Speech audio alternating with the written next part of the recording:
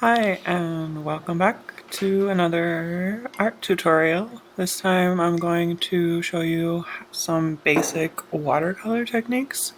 So if you don't have a palette, you can use just a plate like me because watercolor is non-toxic, so it's fine.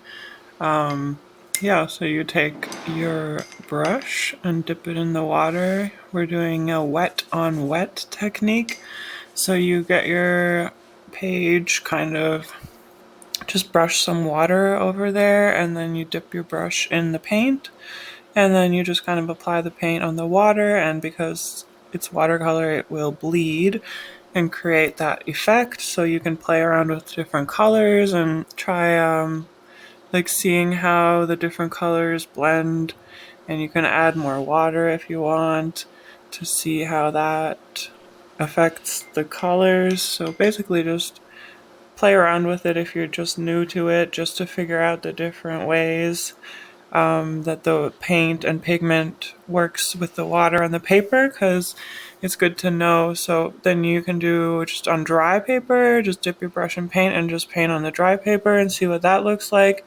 You can see that's like a blue with different, you get the different shades as the paint disperses on the dry paper.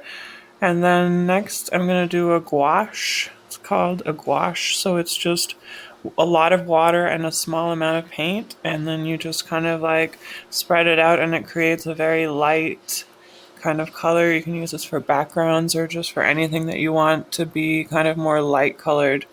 So the last thing I'm going to do is, or second last thing I'm going to do is just, you can also blend the gouaches together as I did there, like some blue with the gray.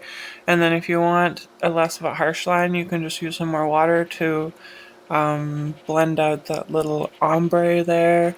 You can do whatever you want since it's your painting and it's your art, so you can really do anything you want. If you want to create a gradient effect, you could just dip your brush in the paint and then just keep painting until you run out of pigment, and it creates this little kind of gradient type of effect. So yeah, that's a few basic watercolor techniques to get you started.